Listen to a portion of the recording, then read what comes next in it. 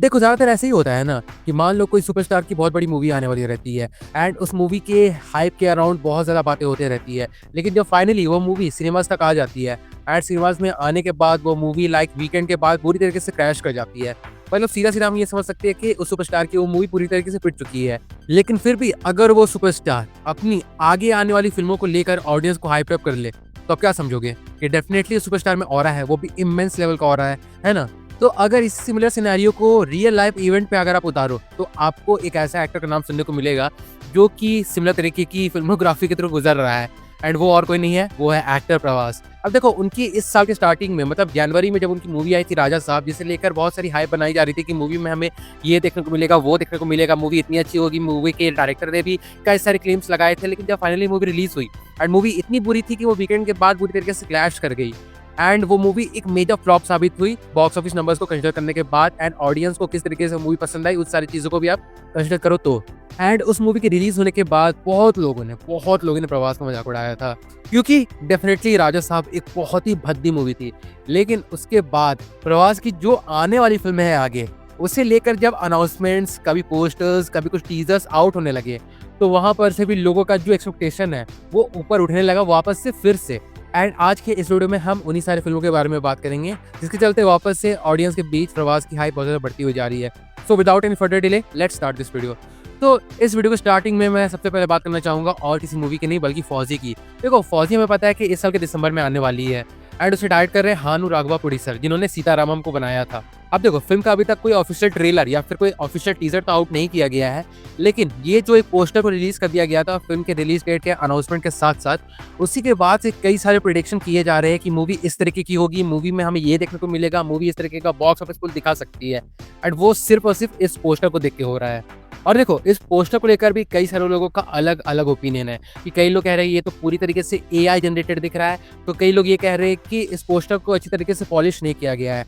तो चलो हम उन सारी बातों को साइड रख देते हैं, लेकिन इस पोस्टर में जिस तरीके का वर्ल्ड को दिखाया गया है एंड जिस तरीके से हमें ये टीज कर दिया गया है कि इस फिल्म में भी हमें प्रवास का जो एक्शन वाला मोड होता है ना वो देखने को मिलेगा, वो भी बहुत अच्छी तरीके से। अब यहाँ पर ये देखना काफी ज्यादा इंटरेस्टिंग होगा कि हानू राघवा प्रोड्यूसर जो ज्यादातर रोमांटिक फिल्मों को डायरेक्ट करते हैं या फिर उसमें खुद की एक आईपी क्रिएट कर चुके हैं, तो अब एक्शन वाले जोनर में वो प्रवास को किस तरीके से प्रेजेंट करेंगे। अब देखो कहीं ना कहीं ये सारी चीजें ना एक्साइटिंग लगती है, क्योंकि देखो अगर मैं आपके सामने एक एग्जांपल रखूं कि एक ऐसा डायरेक्टर है जो मोस्टली रोमांटिक फिल्में या फिर कॉमेडी फिल्में ही डायरेक्ट करता है, लेकिन ऑल ऑफ अ सडन वो अपने लाइक जोनर को चेंज करके मिस्ट्री थ्रिलर या फिर कह सकते हैं एक्शन फिल्म को लाइक बनाने लगे, तो कहीं ना कहीं दिमाग में एक दो बात आ जाती है कि इस फिल्म को इस बार ये डायरेक्टर किस तरीके से प्रेजेंट करेगा, जबकि हमने इस डायरेक्टर की ऐसी कोई फिल्म देखी नहीं है। तो यहाँ पर भी मैं कह सकता हूँ हानू राघवा प्रोड्यूसर को लेकर मेरा उसी तरीके का ओपिनियन बनता हुआ जा रहा है।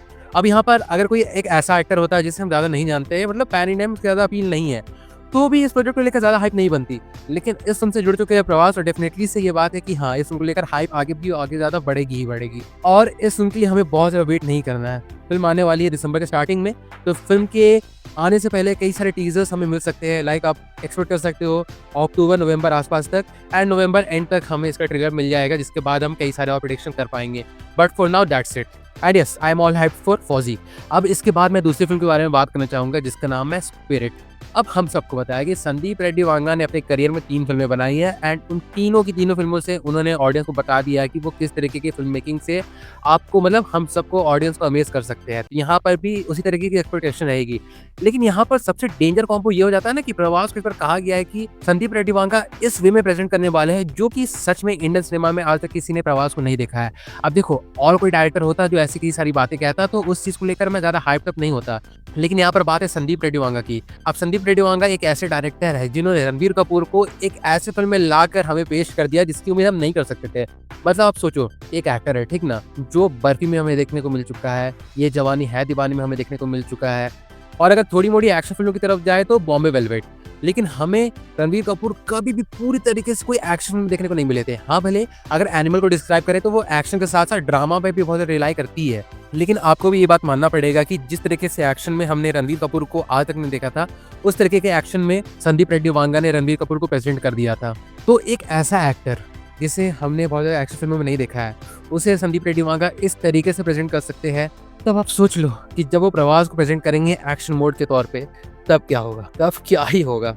अब यहाँ पर कई लोग ये भी कह सकते हैं कि रणबीर कपूर एक ऐसा एक्टर है जिसे एक्टिंग करने आती है, एंड मैं कम से कम प्रभास को रणबीर कपूर से कंपेयर नहीं कर सकता when it comes to acting. तो हाँ देखो, मैं भी इस बात को एक्सेप्ट करता हूँ, लेकिन कम से कम संदीप रेड्डी वांगा ऐसे डायरेक्टर्स में नहीं आते हैं जो किसी बड़े सुपरस्टार को अपनी फिल्म में बस इसलिए ले लेंगे कि उन्हें अपनी फिल्म की केवल हाइप बढ़ानी है। बिल्कुल भी नहीं। संदीप रेड्डी वांगा अगर किसी फिल्म के स्क्रिप्ट को लिखते हैं तो किसी एक्टर को दिमाग में रख कर ही लिखते हैं, एंड स्पिरिट को भी उन्होंने इसी तरीके से लिखा है।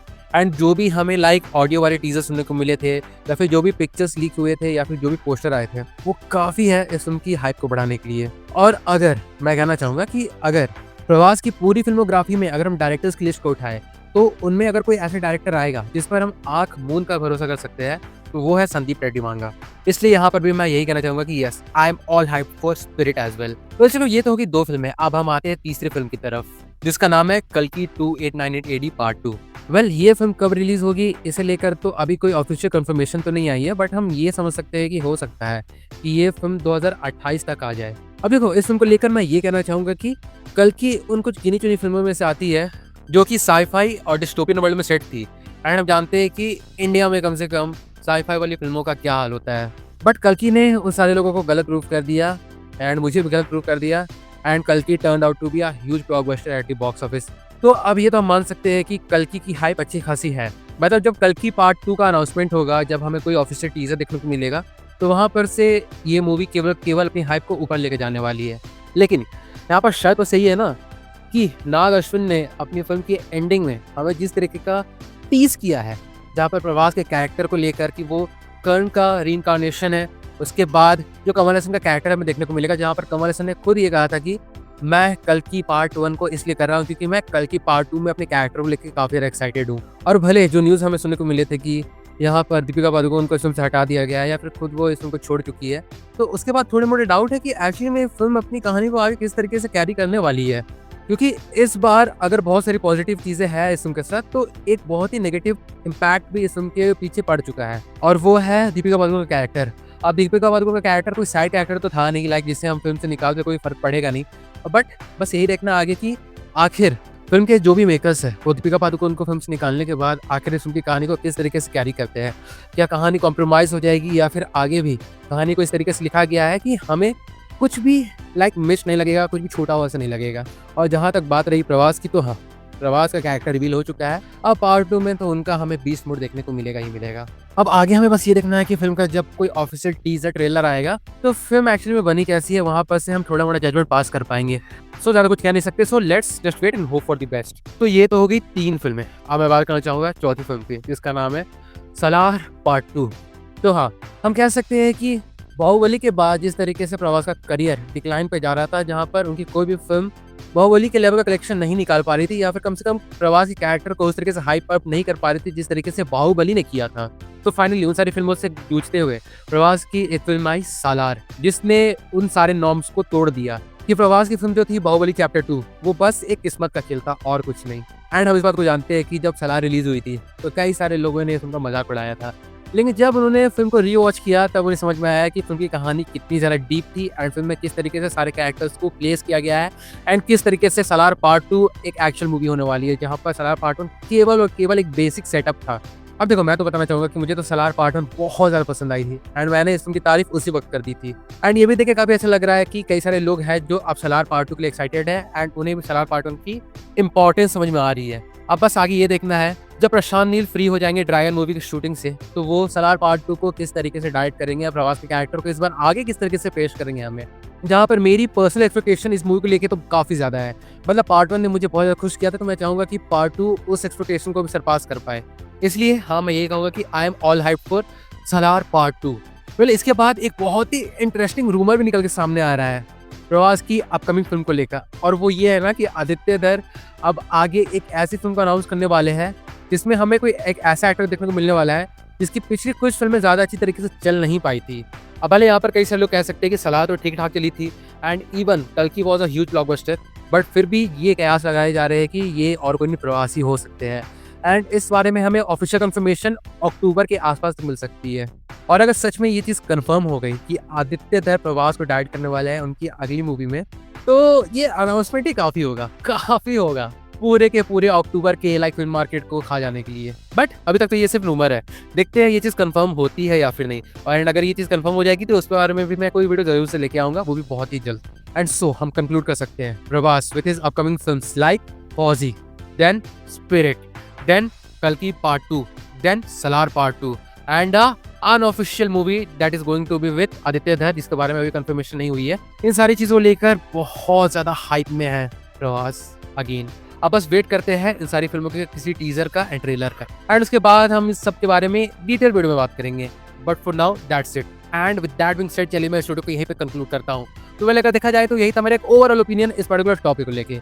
अगर इस बारे में आपका भी कुछ सोचना है या फिर लाइक आप भी कुछ कहना चाहते हो तो अपने व्यूज़ को आप कमेंट सेक्शन में लिख के जरूर से बता सकते हो। मैं फॉर श्योर जानना चाहूँगा कि इस बारे में आपके थॉट्स किस तरीके के हैं। So do drop your views in the comment section. और हाँ, बाकी फिर चलिए मिलते हैं बहुत जल्द एक और नए वीडियो के साथ, तब तक के लिए बाय।